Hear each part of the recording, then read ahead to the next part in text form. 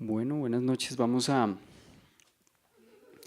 Mateo, Evangelio de Mateo, capítulo 9. Em,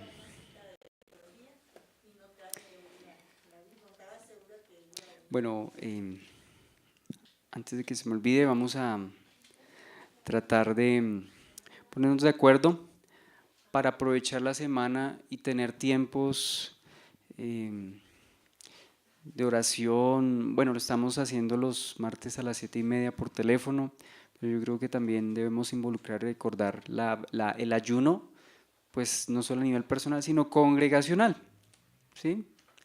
O sea, tratar de ponernos de acuerdo en ayuno, vigilias, no necesariamente, pues vamos a tratar de ser flexibles en ello. El propósito es que como congregación nos integremos, necesitamos orar mucho. Los martes me preguntaba mi mamá, pues que constantemente me estaba preguntando qué libro vamos a leer, porque ustedes saben que acabamos de leer la Confesión de Fe hace como 2 meses, algo así. Pero pues yo creo que el conocimiento y lo que estamos aprendiendo acá, creo que eh, es suficiente para pues nosotros complementarlo en oración, es decir, no más digamos estudios, sino eh, pues adicionar a nuestro tiempo de reunión, de congregación, de buenas noches, de pues del tiempo que nosotros normalmente tenemos de alabanza, oración, palabra, ¿sí? Pues añadamos esas disciplinas que de pronto no habíamos vuelto a considerar. Entonces quiero que nos pongamos de acuerdo para pues ejercitarnos, vuelvo y digo, vigilia, ayuno, oración, intercesión, bueno, que lo hemos venido haciendo, pero vamos a tratar de ejercitarnos en ello, ¿no? Vamos a tratar de ejercitarnos en este asunto. Bien, entonces dicho esto, vamos a Mateo capítulo 9, Evangelio de Mateo capítulo 9. Y bueno, ¿qué estamos considerando? Sí, señor. Ay, antes de que lo olvide, o sea, todavía no es oficial, pero pues dispongámonos porque parece que en Semana Santa va a haber retiro. Estoy haciendo un adelanto, todavía no está confirmado, pero pues que preparemos el corazón, el tiempo y los recursos. Sí, señor, en Semana Santa va a haber retiro, como todos los años que tenemos, es decir, jueves, viernes y sábado. Es que si no lo digo ahorita, de pronto la señora Onidis sale y se me olvida comentarles, entonces para que estemos orando, cuando yo tenga la confirmación, pues les digo el retiro. ¿Listo? Bueno, cierro paréntesis. Vamos entonces a, vamos a Mateo capítulo 9 y, sí señor, Mateo capítulo 9, vamos a tomar, bueno, desde el versículo 14, como ustedes pueden ver ahí, el Señor había confrontado o había sido más bien cuestionado por los discípulos de Juan y los discípulos de los fariseos. ¿Por qué ellos sí ayunaban y los discípulos del Señor no ayunaban? Entonces el Señor le contesta con 3 analogías o parábolas. ¿Se acuerda cuáles son esas 3 analogías? Uno, la de las bodas. O sea, ¿cómo es posible que estando de fiesta, pues, y el novio estando allí, pues haya luto? No, eres alegría, ¿sí? Y dando a entender el Señor que Él estaba con ellos y que era motivo de gozo, de que llegaría el tiempo cuando el novio les sería quitado físicamente, es decir, el Señor ya no físicamente en la tierra, y entonces ayunarán. Recordemos que el mismo Señor ayunó, esta no es una prohibición al ayuno, sino que es como el ser conscientes de los tiempos, el ser entendidos en los tiempos. Nos había hablado el Señor respecto a la necesidad pues de ayunar. Él mismo fue testimonio de ayuno. Los apóstoles ayunaban, entonces pues esto cabe dentro de lo que ahorita hablábamos, que debemos empezar a ejercitar en congregación. Bien.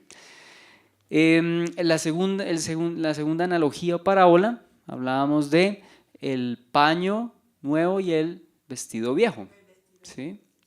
Y la última vez habíamos hablado de la parábola del vino y de los odres. No voy a quedarme mucho acá porque ya lo habíamos tocado, solamente es como para empalmar esto con lo que vamos a hablar hoy en detalle. Bien, entonces la tercera analogía, por eso está en C, parábola del vino y de los odres, ¿no? La parábola del vino y de los odres, ¿no? Y habíamos hablado del significado de cada cosa. ¿Qué significaba el vino nuevo? Bueno, de acuerdo a lo que estamos leyendo, al contexto y lo que podemos identificar, y algunos eruditos nos han ilustrado, hace referencia entonces a las verdades del Evangelio que nos han sido anunciadas, pero para ese entonces era una novedad a los judíos. Para los judíos eso era una novedad, ¿cierto? Que el Señor decía muchas cosas que ellos no estaban acostumbrados a escuchar porque estaban metidos en un frasco de religión, de tradiciones, ¿cierto? Y su entendimiento no estaba del todo claro. Recordemos que en el Sermón del Monte el Señor interpreta la ley, ¿cierto? De una manera, ¿cierto? Magistral, eleva pues, la ley a su significado espiritual correcto, y este es un ejemplo de ello, ¿no? Los odres nuevos hace referencia a la naturaleza regenerada de nosotros, ¿cierto? Como creyentes, porque dice que el vino nuevo debe echarse en odres nuevos, es decir, las verdades del Evangelio deben ser colocadas y contenidas únicamente en odres nuevos, es decir, en odres flexibles, de tal manera que cuando se echa el vino nuevo, pues no se van a reventar porque como son flexibles, entonces el proceso de fermentación que hace, ¿cierto? Puede inflar los odres, pero ellos no se van a romper porque es cuero nuevo, ¿cierto? Los odres son flexibles. Entonces hace referencia a la revelación del Evangelio, las verdades del Evangelio que nos han sido transmitidas y que nos son aclaradas, vuelvo y digo, cuando el Espíritu de Dios y la palabra vienen a nuestras vidas. Bien. Por consiguiente, ¿qué deducimos de acuerdo a esta interpretación? El vino viejo entonces representa la ley de Moisés, sus festividades, ceremonias, ¿sí? Bueno, de pronto podríamos agregar ahí las tradiciones adicionadas por los judíos. Entonces, es decir, es ver la ley, pero no desde la perspectiva del Señor Jesucristo, no desde la perspectiva del nuevo pacto, sino limitados a ceremonias, sacrificios, festividades, pero sin entender el propósito del por qué cada una de esas figuras. Recordemos que la ley de Moisés, todas esas ceremonias, festividades, elementos en el tabernáculo. ¿Se acuerda que hemos hablado bastante de esa presentación de PowerPoint? Cuando veíamos el significado de cada cosa, los panes de la proposición, los sacerdotes, qué significaba. ¿Eso ya lo vieron? Bueno, las personas nuevas no lo han visto. ¿Miguel ya la vio? Esa presentación del tabernáculo, lo que significaba cada cosa. Es interesante ver. Cristo, el sumo sacerdote. El arca de la alianza, básicamente el Señor Jesucristo. El maná, el Señor Jesucristo. Bueno, toda la ley es un reflejo del Señor Jesucristo. Bien, entonces el vino viejo es la ley de Moisés, pero sin la interpretación a la luz del nuevo pacto, ¿sí? A la luz de nuestro Señor Jesucristo. Yo no estoy diciendo que no leamos el Antiguo Testamento, debemos leerlo, debemos estudiarlo. La Biblia dice toda la escritura es inspirada por Dios. Cuando el apóstol hablaba de ello, estaba hablando precisamente del Antiguo Testamento, porque en ese momento todavía no se había escrito por completo el Nuevo Testamento. Está hablando del Antiguo, ¿sí?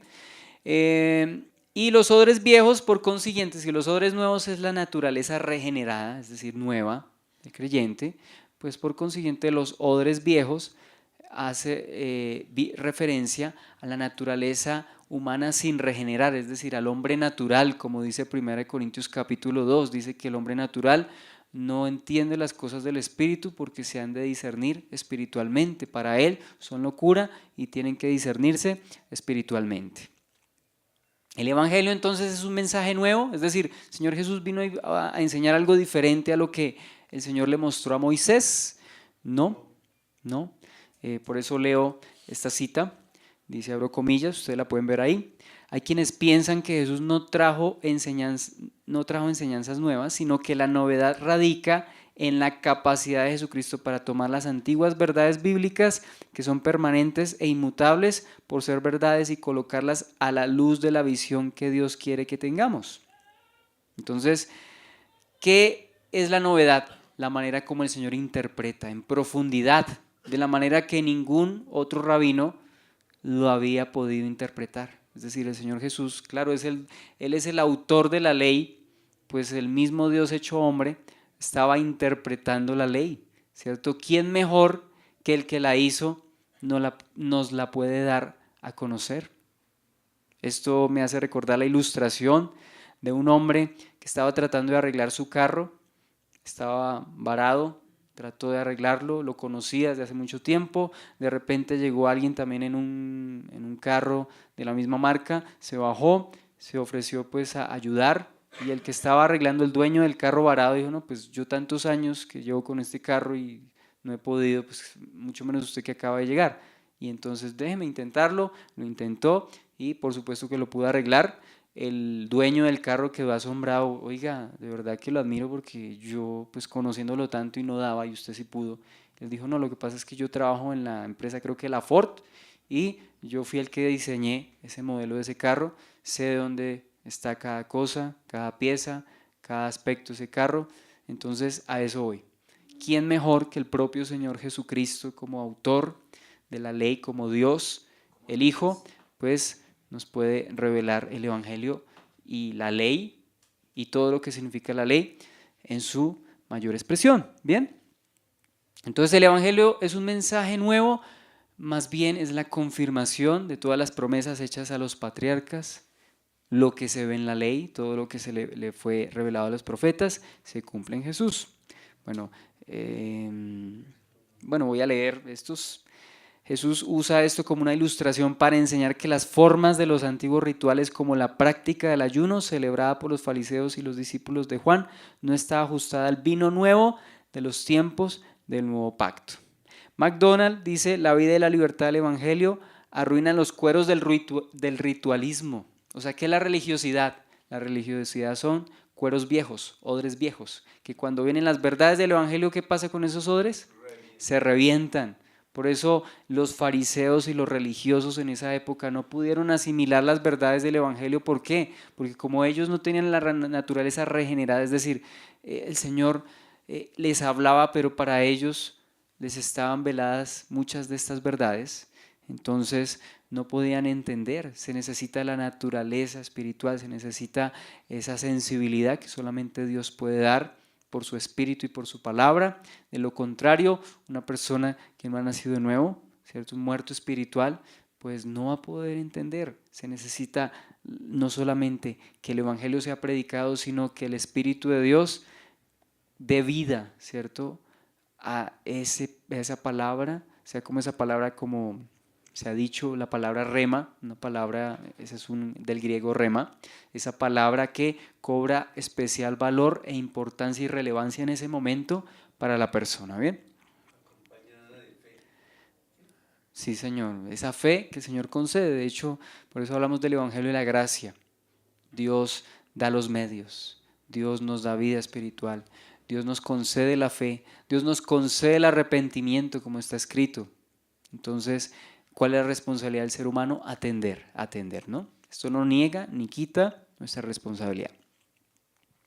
Bueno, perspectiva actual del vino y los odres, o sea, ¿esto tiene que ver con nosotros? Habíamos dicho, claro, porque es que de la misma manera que los fariseos y los discípulos de Juan estaban como enfrascados en una religión, pues el Evangelio también, cuando una persona lo escucha, ¿cierto? Pues está acostumbrada de pronto en su mente natural a otro tipo de cosas, y cuando escucha el Evangelio, pues como que parece que hay cosas que no entiende, ¿no? ¿Por qué? Porque una persona sin Cristo ha vivido en la corriente de la cultura, las tradiciones, la religión, incluso las de su propia naturaleza humana. Entonces el Señor con su mensaje viene en contracorriente con lo que hemos aprendido. No sé si a usted le pasó, pero vino ese conflicto a mi vida cuando el Señor habló a mi vida, pues habían cosas que yo no entendía o que no estaba de acuerdo al principio porque era contrario a lo que era mi realidad en ese momento, ¿sí? O sea, yo estaba acostumbrado a otro tipo de cosas y el Evangelio que vino, pues vino como en contracorriente a lo que yo hacía y pues me mostró esa luz, ¿no? Eso es como cuando uno tiene la luz apagada y se la encienden a medianoche, pues uno se encandelilla, ¿no? En el momento que se la encienden, pues claro, uno está acostumbrado a la oscuridad y cuando le prenden la luz, se encandelilla al principio hasta que se acostumbra. ¿El vino añejo es mejor que el nuevo?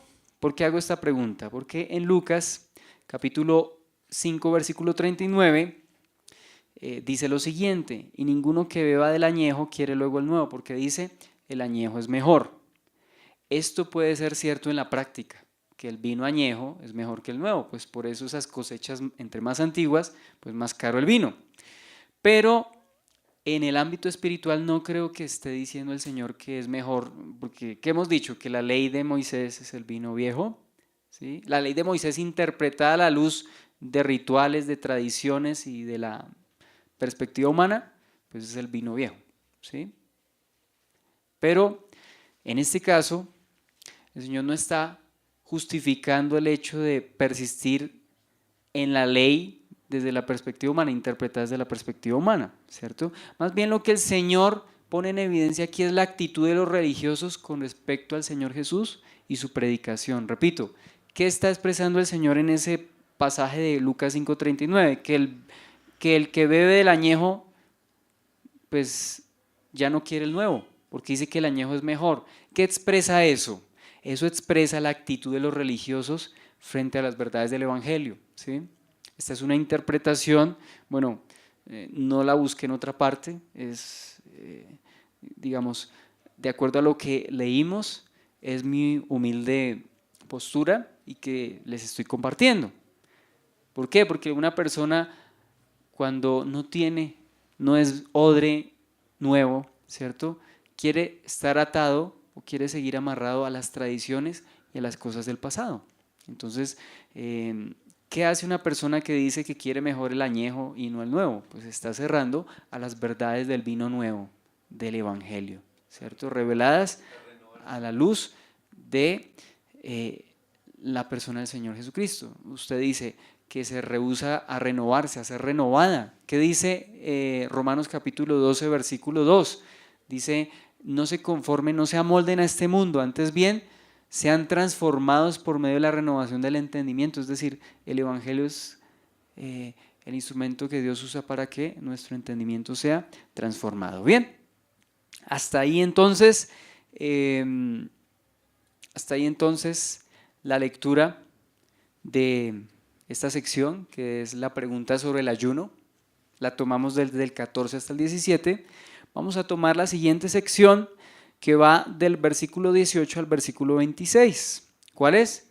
Esta sección de los dos milagros. Los dos milagros. Entonces, bien, vamos a tomar esta sección. Vamos a leer versículo 18 al versículo 26. Ahora, recordemos de dónde venimos. Voy a hacer un pequeño, un contexto histórico, un contexto del momento, de las situaciones. El Señor recuerde que venía de Gadara. Luego de venir de Gadara, llama a Mateo, se reúne con publicanos y pecadores. Parece que en ese contexto es cuando se acercan los discípulos de Juan, los discípulos de los fariseos, a preguntarle lo que ya vimos, porque ellos se ayunaban y los discípulos del Señor no. Y mientras él decía estas cosas, es decir, si ve que son eventos muy cercanos, consecutivos, pero tenemos que recordar que también Marcos y Lucas nos describen un panorama más amplio. Yo solamente estoy describiendo el de Mateo, ¿sí? Entonces vamos a tomar el versículo 18 al 26, con el contexto que acabé de decir. Estaba hablando con los fariseos y discípulos de Juan y ahí mismo viene un hombre llamado Jairo. ¿Sí ven? Dese cuenta el ministerio del Señor como pues siempre atareado, ¿no? Muchas actividades. Versículo 18, mientras él les decía estas cosas, vino un hombre principal y se postró ante él diciendo, mi hija acaba de morir, mas ven y pon tu mano sobre ella y vivirá. Y se levantó Jesús y le siguió con sus discípulos. Y aquí una mujer enferma de flujo de sangre desde hacía 12 años se le acercó por detrás y tocó el borde de su manto, porque decía dentro de sí, si alguno tocare solamente su manto, seré salva. Pero Jesús, volviéndose y mirándola, dijo, ten ánimo, hija, tu fe te ha salvado, y la mujer fue salva desde aquella hora. Al entrar Jesús en la casa del principal, viendo a los que tocaban flautas y la gente que hacía alboroto, les dijo, apartaos, porque la niña no está muerta, sino duerme, y se burlaban de él. Pero cuando la gente había sido echada fuera, entró y tomó de la mano a la niña, y ella se levantó. Y se difundió la fama de esto por toda aquella tierra. Hasta ahí la lectura. Vamos a dividir entonces esta historia o esta sección en 3 partes. ¿Cuáles son esas 3 partes? Primero, la solicitud de Jairo. Alguien dirá, pero ahí no dice Jairo. Bueno, en los pasajes, en los evangelios sinópticos sí menciona que el nombre de este principal se llama Jairo. Segundo, sanidad de la mujer con flujo de sangre, versículo 20 al 22. Y tercero, sanidad de la hija de Jairo.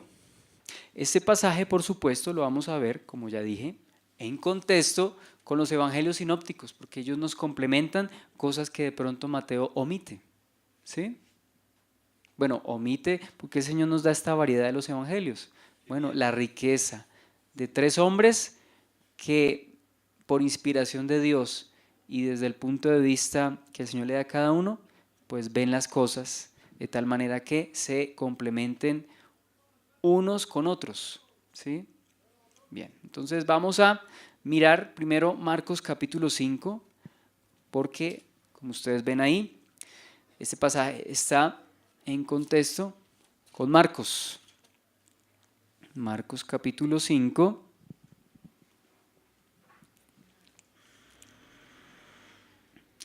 Dice,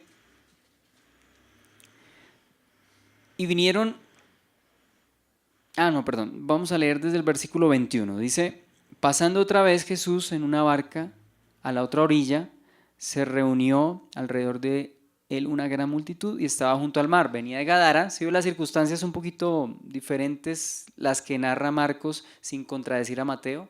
Cada quien complementa y pues añade detalles. Y versículo 22, y vino uno de los principales de la sinagoga llamado Jairo, y luego que le vio se postró a sus pies y le rogaba mucho diciendo, mi hija está agonizando, ven y pon las manos sobre ella para que sea salva y vivirá. Fue pues con él y le seguía una gran multitud y le apretaban. Pero una mujer desde hacía 12 años padecía de flujo de sangre y había sufrido mucho de muchos médicos y gastado todo lo que tenía y nada había aprovechado, antes le iba peor. Cuando oyó hablar de Jesús, vino por detrás entre la multitud y tocó su manto, porque decía, si tocare tan solamente su manto, seré salva. Y enseguida la fuente de su sangre se secó y sintió en el cuerpo que estaba sana de aquel azote. Luego Jesús, conociendo en sí mismo el poder que había salido de él, volviéndose a la multitud, dijo, ¿quién ha tocado mis vestidos? Sus discípulos le dijeron, ¿ves que la multitud te aprieta y dices, ¿quién me ha tocado? Pero él miraba alrededor para ver quién había hecho esto. Entonces la mujer, temiendo y temblando, sabiendo lo que en ella había sido hecho, vino y se postró delante de él y le dijo toda la verdad. Y él le dijo, hija, tu fe te ha hecho salva, ve en paz y queda sana de tu azote. Mientras él aún hablaba, vinieron de casa del principal de la sinagoga diciendo, tu hija ha muerto, ¿para qué molestas más al maestro? Pero Jesús, luego que oyó lo que se decía, dijo al principal de la sinagoga, no temas, cree solamente. Y no permitió que le siguiese nadie, sino Pedro, Jacobo y Juan, hermano de Jacobo.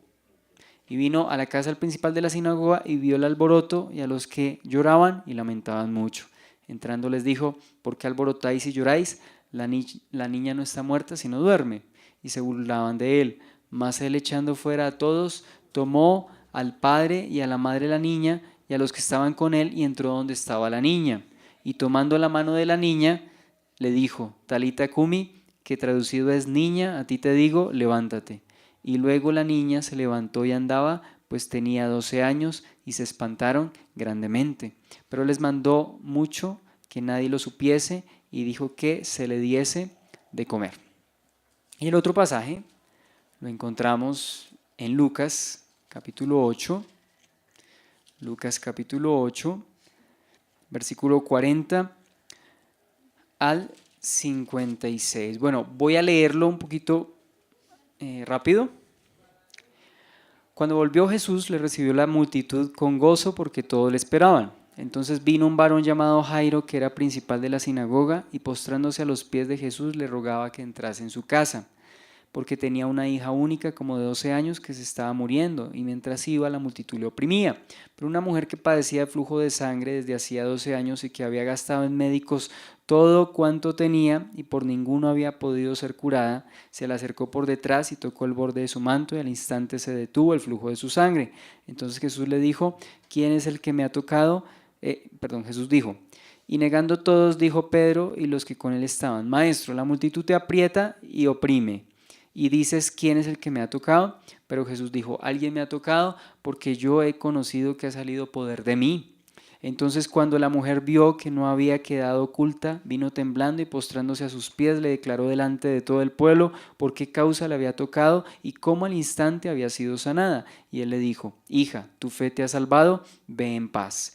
Estaba hablando aún cuando vino uno de la casa del principal de la sinagoga a decirle: tu hija ha muerto, no molestes más al maestro.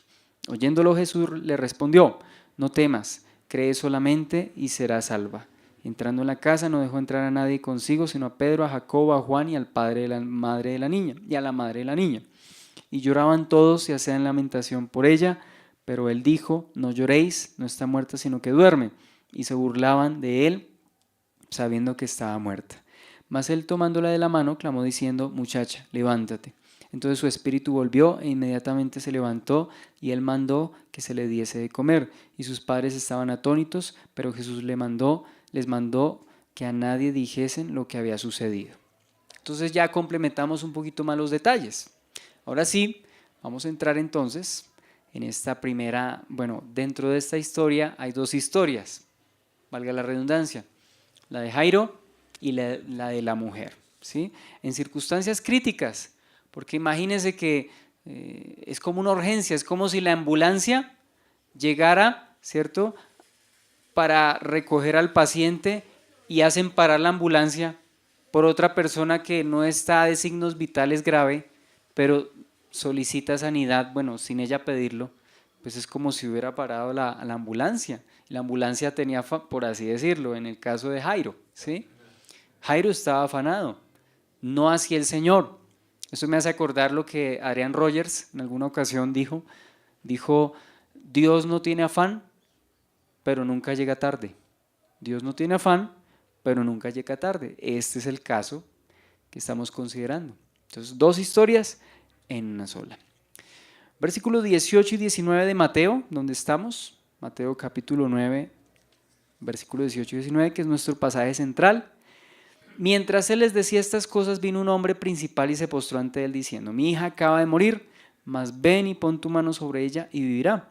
Y se levantó Jesús y le siguió con sus discípulos. Esa es la solicitud entonces de Jairo. ¿Cuál es el contexto? Pues del momento, ya habíamos mencionado el contexto del momento, ¿no? La reverencia y la fe de Jairo. ¿Quién era Jairo? Jairo, como ya vimos, es un principal era un principal de la sinagoga, o sea que no era cualquier persona, era un hombre de influencia, un hombre de conocimiento, ¿sí? Parece que un hombre sincero en su fe, y pues recordemos que la clase religiosa por lo general rechazaba al Señor. Sin embargo, este hombre es una de esas excepciones, que a pesar de estar en un círculo y en una élite como la de los quizá fariseos o saduceos, pues ¿qué hace? Pues como de manera atípica, va donde el Señor, se postra ante Él y pues veo estos dos aspectos interesantes, la reverencia de Jairo y la fe de Jairo. Dos elementos que considero en el caso de él y que también deberíamos considerar en nuestro caso. ¿En qué circunstancias? Circunstancias difíciles, de apretura, de dificultad, pues es ahí cuando el Señor está disponible. Como lo estuvo para Jairo, puede estar también para nosotros, ¿no? Los evangelios enfatizan que este hombre era un principal en la sinagoga, ¿sí? Y quizá esta circunstancia difícil que hace que este hombre en circunstancias difíciles y en circunstancias anormales venga, se postre y tenga fe. En circunstancias diferentes, por ejemplo, que la niña tuviese una fiebre solamente o que tuviese pronto un dolor de uña, pues quizá Jairo no hubiera ido al Señor y quizá no hubiese sido reverente como lo fue. ¿Qué le hizo ser reverente? La necesidad, entre otras cosas. La necesidad. Entonces yo creo que la necesidad es un aspecto que a veces Dios utiliza en nuestras vidas también para sensibilizarnos y hacernos venir a Él de otra manera. Porque si venimos en orgullo, ¿qué dice la Biblia? Dice que al corazón contrito y humillado es al que el Señor mira. Dice que Dios resiste a los soberbios, da gracia a los humildes. ¿Cómo viene este hombre? Debido a las circunstancias, ¿cómo viene? Bien humilde. Y viene pues a pedirle al Señor que vaya y ponga la mano sobre su hija. ¿De cuántos años la hija? 12 añitos, 12 añitos. Pero yo creo también considerar esto. Dice, pon tu mano sobre ella y vivirá. Es un hombre de fe también. En medio de esas circunstancias, él reconoce, cree, ¿cierto?, que puede intervenir en la vida de su hija. ¿Qué le hace creer que puede sanar a su hija? ¿Qué le hace creer que puede sanar a su hija? La fe. Bueno, la fe, pero ¿la fe en qué está fundada? ¿En qué se basa la fe de Jairo para creer en el Señor en ese momento? Creo yo que ese es un factor. Ya había visto milagros del Señor. Ya había visto seguramente milagros. Y cuando uno ve algo, es como cuando uno prueba algo y le sirve. Y le dice a los demás, mire, échese esto, o cómase esto, o póngase esto, o cómprese esto, porque eso me funcionó a mí. Entonces él ya había visto seguramente, o ya había escuchado al menos, que pues había acontecido una sanidad, ¿sí? Bueno, entonces dice que se postró, ¿no? ¿Y cuál era la condición de la niña? ¿Cuál era la condición de la niña? Bueno, hay varias, digamos, hay la versión de Mateo, de Lucas y de Marcos. No significa que sean contradictorias, son complementarias. Bueno, cuando dice que estaba dormida el diagnóstico del Señor más adelante. Pero ¿cuál era la condición de ella físicamente hablando? ¿Sí? Mateo narra que, según lo que dice ahí Jairo, la niña acababa de morir. Marcos dice que la niña estaba agonizando. Lucas dice que se estaba muriendo. Bueno, el de Lucas y Marcos son muy similares. Pero el de Mateo dice que acaba de morir. ¿Cómo podríamos resolver esa aparente contradicción? Bueno, básicamente no había expectativa alguna de vida. O sea que prácticamente, como estaba desahuciada, seguramente un médico ya la habría visto. ¿Cuál era el diagnóstico?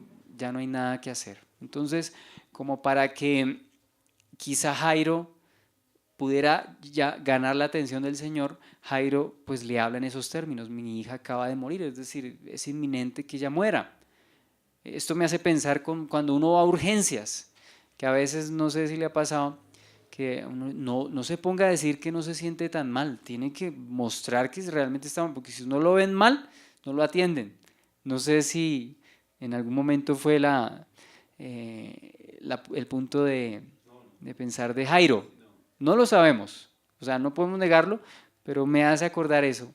O sea, ¿qué hace Jairo? Expresa la situación crítica de esta de esta niña para que el Señor pues vaya y le sane, ¿no? Le sane. Pero que también podemos ver en la vida de Jairo, pues esa fe para creer que podía levantarla, bueno, básicamente que le pudiese sanar, ¿no? Y ¿qué más hablamos? De la compasión y la disposición del Señor, porque dice, yo iré y le sanaré, ¿sí? Dice, no dice así, literalmente, dice, y se levantó Jesús y le siguió con sus discípulos. O sea que el Señor se dispuso y accedió a la petición de Jairo. ¿Era fácil? No creo, porque había mucha gente. Todo el mundo pidiéndole cosas, pero entre toda esa multitud, el Señor accede a la petición de este hombre, ¿no? Entonces, ¿qué veo? Veo el servicio y la compasión como característica que resalto del ministerio del Señor. Ese fue el ministerio terrenal del Señor. Ahora, si ese fue el ministerio terrenal del Señor, ¿qué se espera de su ministerio hoy en día como nuestro sumo sacerdote a la diestra del Padre? Pues ese mismo principio, la compasión y la disposición del Señor. Uno cree que el Señor, y yo no sé si a usted le ha pasado, a mí me ha pasado, que es que Dios no me escucha, le he pedido tanto esto y no me lo ha concedido, o no considera mi dolor, ¿cierto? Pero dese cuenta la verdad, la realidad. Si el Señor se demora por algo. El mismo pasaje nos está dando ese principio. Si el Señor no va inmediatamente a sanar a la niña, ¿cierto? Hay un propósito en ello. ¿Se acuerda la resurrección de Lázaro?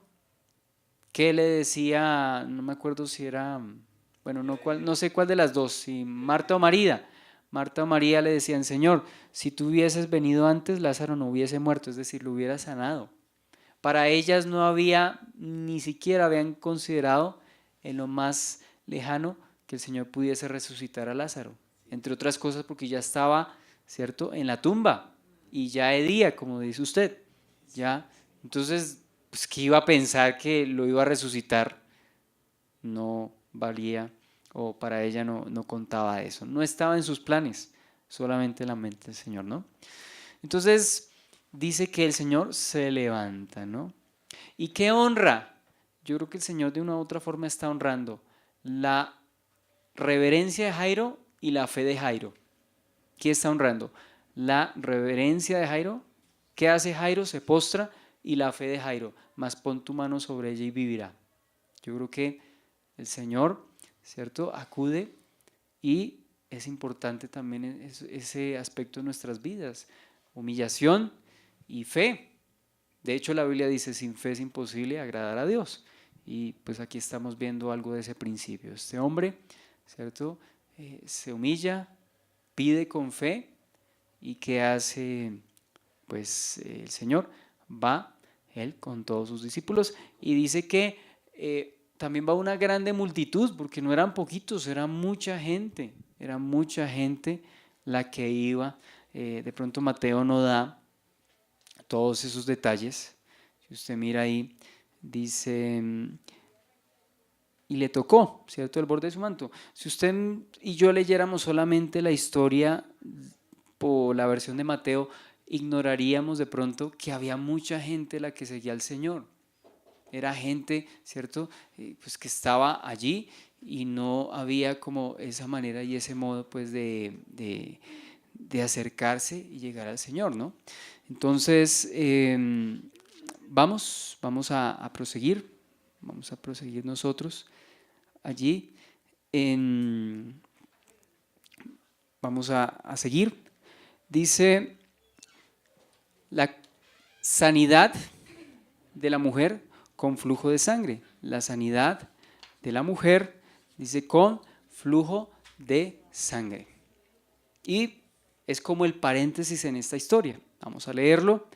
Dice, versículo 20, y aquí una mujer enferma de flujo de sangre desde hacía 12 años se le acercó por detrás y tocó el borde de su manto, porque decía dentro de sí, si tocare solamente su manto, seré salva. Pero Jesús, volviéndose y mirándola, dijo, ten ánimo, hija, tu fe te ha salvado, y la mujer fue salva desde aquella hora. Entonces, en el contexto de la petición de Jairo surge pues esta otra necesidad, o surge no, se evidenció esta necesidad de una mujer enferma, y bueno, por esta razón estamos nosotros contando estas dos sanidades en una sola historia. Mateo, ya dijimos, es muy general en su narración, tomamos los detalles de Marcos y de Lucas, porque Marcos capítulo 5 y Lucas nos cuenta que además de seguir los discípulos, pues venía una grande multitud, mucha gente estaba siguiendo al Señor, ¿sí? ¿Cuál era la circunstancia de esa mujer? Bueno, pues dice que ella tenía como, parece que era un desorden menstrual y tenía un flujo, ¿cierto? Desde hacía 12 años. ¿Qué repercusiones podía tener eso en su salud? Pues imagínense, estaba casi que desangrando viva, y pues dice que durante 12 años había, además, otro dato dice que había sufrido, esto lo leo de Marcos 5:26, y había sufrido mucho de muchos médicos y gastado todo lo que tenía y nada había aprovechado, antes le iba peor, o sea que la cura venía siendo peor que la enfermedad. Ese era el diagnóstico de esta mujer, un diagnóstico desesperanzador. ¿Qué le haría creer a ella después de 12 años y todos los médicos que el Señor sí la sanaría? Bueno, yo creo que ya había agotado todos sus cartuchos y solo le quedaba ¿no? Versículo 20, vuelvo y digo, desde hacía 12 años esta mujer había estado enferma, ¿no? Una mujer sin dinero y en una condición peor, sin dinero y en una condición peor, físicamente, ¿no? Ahora, no solamente ese aspecto, porque, pregunto, ¿por qué esta mujer no va personalmente a donde el Señor y le pide la sanidad? Uno, por la cantidad de gente. Sí. Porque se sentía inmunda, y no solamente se sentía, ceremonialmente estaba inmunda, estaba impura. O sea, ceremonialmente. No digo esto de manera despectiva, sino ceremonialmente. Y es precisamente lo que nos dice el comentario Mundo Hispano, hablo comillas, por causa del flujo de sangre era inmunda. La persona que la tocaba quedaba contaminada y tenía que realizar un proceso de limpieza para poder participar en las ceremonias religiosas. Vamos un momentico, o voy a leer nomás, Levítico capítulo 15, versículo 25 al 33, que habla precisamente de que para ella estar ceremonialmente limpia, pues tenía que pasar por este proceso.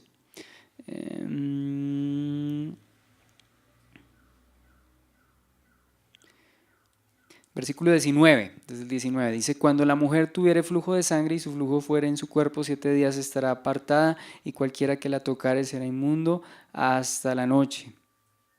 Y todo aquello sobre que ella se acostare mientras estuviere separada será inmundo. También todo aquello sobre que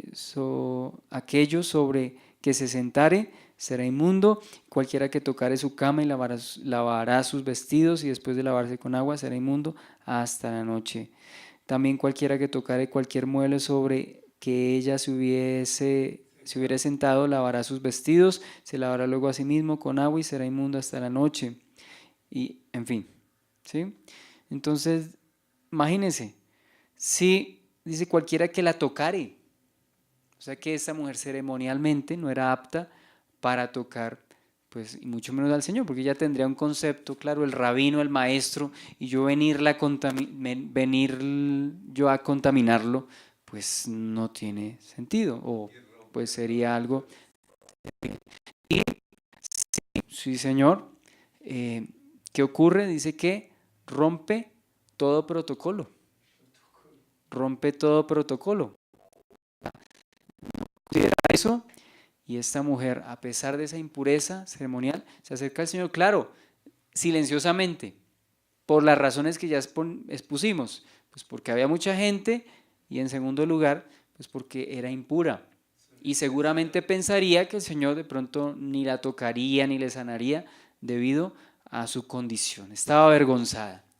Pero yo creo que aquí también hay un principio, que nosotros en medio de nuestra vergüenza y nuestra indignidad, pues podemos encontrar aliciente aquí porque el Señor se acerca a los indignos, a los inmundos, a los impuros, a sus propios ojos, a los ojos de los demás, incluso a los ojos de la religión, de las costumbres, de la ley, de las ceremonias. ¿Sí? ¿Qué hace esta mujer entonces? Entonces, además de nosotros estar hablando de la circunstancia y la impureza ceremonial de esta mujer dice que toca el borde de su manto o la borla de su manto. El borde o la borla de su manto. Entonces, los flecos, sí señor, algo así, pues voy a tratar aquí de hacer como la ilustración, ¿sí? Es como, bueno, esto es rápido, ¿sí? Esas son las borlitas, haga cuenta de cortinas, ¿se ha visto algunas cortinas con esas características? ¿Sí? Eso es más o menos una borla, ¿sí? Ahora, ¿qué importancia tenían esas borlas? Yo no le iba a dar importancia a esto, pero varios comentaristas enfatizan que el borde es la borla, el borde de su manto, no es digamos la esquina digamos de este saco, no, era una borla, ¿cierto? Como esos, ¿cómo dijo usted? Flecos, como esos flecos que, ¿cierto? Estaban en las terminales de su manto. Entonces, estas colgaban de la túnica hebrea y servían para recordarle la Torá o la ley a los judíos. O sea, tenían la función de recordarle la ley a los judíos. Vamos a Números un momentico, versículo 15 capítulo 15 del 38 al 41. Del 38 al 41. Números 15. Sí, señor. Números 15, 38 al 41. Dice, ¿lo va a leer? ¿Sí? Ah, voluntariamente, don Héctor. Dice así: habla a los hijos de Israel y diles que se hagan franjas en los bordes de sus vestidos. Permítame un momentico. Permítame un momentico. Ahora sí. Habla a los hijos de Israel y diles que se hagan franjas en los bordes de sus vestidos por sus generaciones y pongan en cada franja de los bordes un cordón de azul. Y os servirá de franja para que cuando lo veáis os acordéis de todos los mandamientos de Jehová para ponerlos por obra y no miréis en pos de vuestro corazón y de vuestros ojos en pos de los cuales os prostituyáis, para que os acordéis y hagáis todos mis mandamientos y seáis santos a vuestro Dios. Yo, Jehová vuestro Dios, que os saqué de la tierra de Egipto para ser vuestro Dios. Yo, Jehová vuestro Dios. Muchas gracias. Entonces, dése cuenta del propósito de ese borde o de esas borlas. Recordarles a los judíos la ley. Entonces, ¿qué podemos concluir de eso en cuanto al Señor? En cuanto al Señor, ¿qué podemos concluir?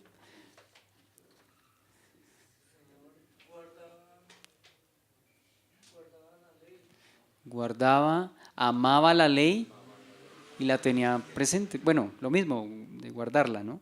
Tenerla presente, tenerla presente. Amaba y obedecía los mandamientos y la palabra del Señor. Nos ayudaba para que nosotros también, obedeciendo, nos recordáramos de la ley.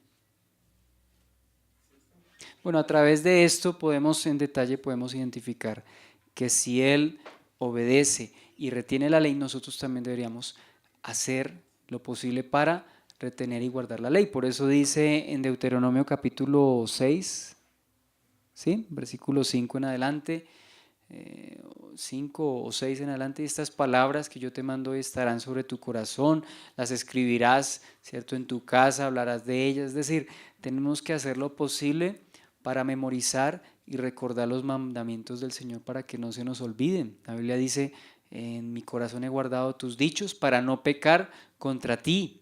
En mi corazón he guardado tus dichos para no pecar contra ti. Dice, ¿con qué limpiará el joven su camino? Con guardar su palabra. Entonces debemos procurar el estudio de las Escrituras. Esta semana yo estaba leyendo en un grupo familiar que cuando una persona lee, hay varias maneras de que a uno se le quede el conocimiento. Cuando una persona lee, creo que se le queda el 40%. Cuando una persona no era, se me fue. Bueno, una cosa es leer, otra cosa es... ya estoy organizando, déjeme organizo ideas. Primero, leer se le queda como un 30%. Segundo, estudiar creo que se le queda un 60%. ¿Sí? Memorizar se le queda un 70% y enseñando, o sea, enseñándole a otros, se le queda un 100%. ¿Sí ve? No es lo mismo leer que estudiar, no es lo mismo memorizar, o sea, están relacionados, pero otra cosa es enseñar a otros. ¿Por qué? Porque una persona que enseña a otros es porque previamente ha leído, ha estudiado, posiblemente ha memorizado. Entonces, dése cuenta, no, pero a mí a veces se me olvidan. Sí, señor, sí es una ventaja realmente, pues no por ufanarme, pero sí es una ventaja y es una invitación para que no solamente yo, sino que todos lo hagamos, ¿cierto? Todos lo hagamos. Si una persona dice, mire, yo quiero dar un estudio acá respecto a algo, pues yo creo que tiene el lugar, ¿cierto? Un buen lugar es en la casa de uno. Uno puede compartir con su esposa, Espera un momentico, un buen lugar, repita eso por favor. con sus papás.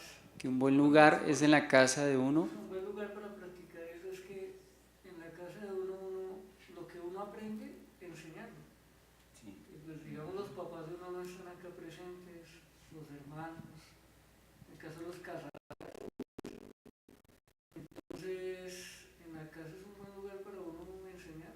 Y en el trabajo también. La casa, en cambio en el trabajo también. Bueno, pero el punto de partida. Yo sé que es difícil en el trabajo es difícil por el asunto del tiempo, o sea, es posible, sí, pero de pronto no hay el mismo tiempo con la familia. Bueno, Miguel lo está diciendo porque él está en una empresa. Don Héctor da su punto de vista, dice, pues no del todo es cierto porque usted trabaja independiente, ¿sí? Yo me acuerdo que a un señor lo echaron una vez de una empresa porque predicaba el evangelio, ¿sí? Antes le hicieron como un bien, porque el hombre pues se desarrolló en muchas otras cosas, ¿sí? Entonces, un psicólogo, y predicaba, un psicólogo, le llamaron la atención, yo no sabía, lo conocimos fue porque mi mamá en una de sus crisis fue allá y este hombre fue predicando el evangelio, ¿sí? Entonces, pues dése cuenta, una excepción. Bien, entonces, es importante retener la palabra de Dios. Si ven esos detalles, ¿quién va a pensar? Yo no lo había pensado, pero dése cuenta lo que los comentaristas nos ilustran, que esas borlas hablan de el amor del Señor y el deseo del Señor por guardar pues, la palabra de Dios. Era el deseo de su corazón y eso mismo estaba él plasmando a los demás y nos plasma a nosotros este principio. Bien, bueno, la fe de la mujer. Dice, porque decía dentro de sí, si tocare solamente su manto, seré salva. Marcos también, luego de lo anterior, o sea, de estar desahuciada por su condición, según lo describe ahí el Evangelio, detalla también que la fe de esta mujer pues era suficiente para creer, ¿no? Que tan solamente tocando el borde de su manto, la borla, sería sana, sería sana. O sea, ¿por qué me imagino que hablaba de la borla o el borde? Porque de pronto era el lugar más alejado de su manto, porque recuerde que eran unos flecos, o sea que por lo menos tocarle la borla, es decir, ¿qué está diciendo eso? Aunque sea el extremo, ¿cierto? El extremo más extremo de su manto, seré salva. Entonces se podría pensar que esta mujer pues ya no tendría esperanza, ¿no? ¿Qué le hizo tener a esta mujer tanta fe? Pues lo mismo, recordemos Jairo, ¿qué le hizo tener qué le hizo a Jairo tener esa fe? Ya había escuchado. ¿Sí la importancia de escuchar la palabra o escuchar del Señor? Porque eso es un punto de partida para acrecentar nuestra fe. Si una persona no se congrega, si una persona no escucha palabra, pues ¿cómo va a tener fe? La fe viene por el oír por la palabra de Dios. ¿Qué había escuchado esta mujer? Había escuchado probablemente las sanidades que el Señor realizaba. ¿Sí? Perdón, Sí, Señor. y también como dice el Señor, que ser oidores y hacedores de la palabra. Sí, Señor. Entonces dice, y quizá, ¿cierto? Esta mujer hubiese escuchado algún otro milagro, ¿no? Lo mismo que pasó con Jairo. Jairo tuvo que haber escuchado. Entonces esta es su última opción, ¿no? Y su condición quizá le hizo aferrarse más al Señor. Entonces dése cuenta que el sufrimiento tiene un propósito. Ya vimos parte del propósito del sufrimiento en la vida de Jairo, es decir, aquí no estamos hablando de ser masoquistas nosotros, sino que en medio de las circunstancias que no perseguimos ni queremos, porque ¿quién quiere tener a su hija enferma o quién quiere padecer una enfermedad como la de esta mujer? Pues nadie, pero en medio, o no creo, yo pues no quisiera, hablo por mí y de la mayoría de personas, pero en esas circunstancias de sufrimiento las personas desarrollan quizá pues una fe así de esta manera y una reverencia. ¿Y cómo se aferra esta mujer al borde de su manto? Bueno, no habla de esos detalles Mateo, pero lo que sí dice es que tocando el borde de su manto, ella creía que iba a ser sana. ¿Qué le hacía creer eso? Bueno, pues si hubo tantas sanidades, de pronto escucharía la del centurión, que ni siquiera fue a la casa y pues permitió que el siervo del centurión, perdón, fuese sano, ¿no? Entonces, una connotación mayor, porque ella, en vez de decir de pronto yo le toco un tobillo, o le cojo los pies o algo, sí. ella optó tuvo más fe, se le habla más, porque le tocó fue el trapo, el vestido, ¿no? Sí, ni siquiera le habló personalmente. Bueno, eso es una manifestación de su fe. Ella no podía tocarlo porque era inmunda. Era inmunda, entonces de pronto ahí disimuladamente, cosa que él no se diera cuenta. Por eso agarró el manto para no tocarlo, para no tocar al Señor. No tocar al Señor. Y además de eso, otro aspecto que yo no había mencionado es que el hecho de ser mujer en esa época y en esa cultura, pues ya ponía a la mujer en una desventaja, porque pues, era mujer. Y tras del hecho inmunda, recordemos que entre los romanos y los griegos, de pronto la mujer no tenía un papel relevante como sí lo tiene en el cristianismo. Entonces, pues todo esto también haría además que no se acercara al Señor con esa confianza. La multitud, la impureza ceremonial y el hecho de ser mujer. Entonces, esto quizá no hubiese sucedido antes. Parece necesario que agotara entonces todos sus recursos. Ya los había acabado todos. ¿Sí ve que el Señor no vino a ella 6 años antes? O sea, esto ocurrió fue ya cuando esta mujer había quemado todos sus cartuchos. Y eso hizo que se aferrara con más fuerza, ¿cierto? Que ni siquiera la multitud y el hecho de ser quien era en ese momento, enferma, mujer, ¿cierto? E impura por consiguiente, y en medio de tantas personas, pues eso es algo que nos desafía, ¿no? Bien, vamos a dejarlo ahí. Una opinión. A ver, una opinión para terminar. Que también nos demuestra este pasaje en la parte de que el Señor Jesucristo es mayor que Moisés. O sea, hay un pasaje que dice... Es mayor que Moisés. Mayor que Moisés. Sí, porque él mismo en el Antiguo Testamento no pasó pasó casi un caso así, ¿cierto? Bueno, sí, en la época de Moisés, pues claro que se vieron milagros asombrosos, pero una sanidad, pues como la que ocurrió con Se ese. levantó la serpiente, que tocaba la serpiente, que avanzó. Sí, sí, señor. Cuando se levantó la serpiente de bronce, los que miraban quedaban sanos, no los que tocaban, sino los que miraban, ¿cierto? Y la sanidad de María, estaba leprosa y de un momento a otro, ¿cierto? Se purificó en cuestión de 6, 7 días, no recuerdo, como un castigo, una reprensión del Señor. Entonces, sí, pues no había ocurrido algo así como con esta, o sea, una mujer con flujo en esa época, creo que no había ocurrido, algo diferente. Bien, vamos a orar. Señor, a ti te damos las gracias por esta noche, gracias por el tiempo que nos has dado para acrecentar nuestra fe y ver tu compasión, ver cómo tu cuidado es de manera personalizada, Señor.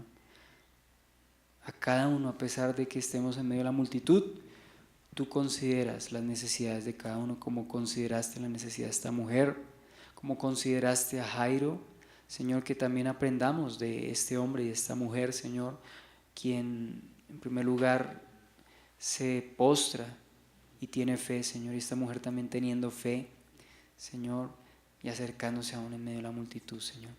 Gracias, Dios, por tu misericordia. Gracias porque nos muestras que eres compasivo, sensible a nuestras necesidades. Tu palabra claramente lo dice. No tenemos un Dios que no pueda compadecerse de nosotros, no tenemos un sumo sacerdote que sea indiferente, sino uno que ha sido tentado semejante a nosotros en todo, pero sin pecar. Por eso hoy haz que nos acerquemos confiadamente al trono de la gracia para alcanzar misericordia y hallar la gracia para el oportuno socorro. Bendecimos tu nombre y te damos gracias en Cristo Jesús.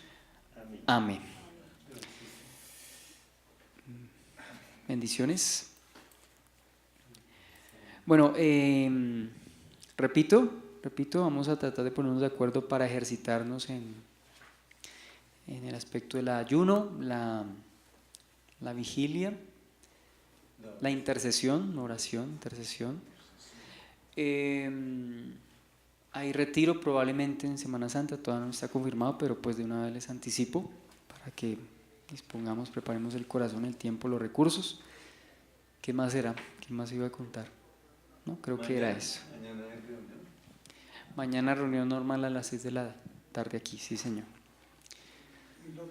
Y media hora antes estamos tratando de estar para orar antes, como una intercesión.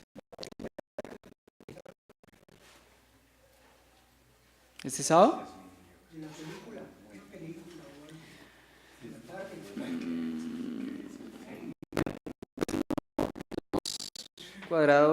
Hemos cuadrado con tiempo, anunciamos el que quiera película, eso sí, el que diga, pues, papá dice, ¿puede venir el sábado a ver película? Sí, acuérdeme por favor y le ponemos película. Si don Humberto lo mismo, quiero ver una película cristiana, le ponemos película. Sí, sí señor, acá. A don Luis Alfonso, claro, no lo quieren, vea usted. Don Luis Alfonso, don Héctor vive aquí en la casa de las películas. Pero a veces aquí cerca y no nos... Sí, claro, la señora Onis, cuando ustedes digan quiero ver una película, nos ponemos de acuerdo. Sí, el sábado. Pero es que si a mí no me invitan, yo voy. Igual, ¿cierto? Así es una señora allá en Faca, dice, así el pastor me echara, él no es el dueño de acá, yo voy a venir, así el pastor me echara, ¿cierto? Para la Semana Santa también va ella. No, en Semana Santa tenemos el retiro, Por eso nos podemos ella va. quedar.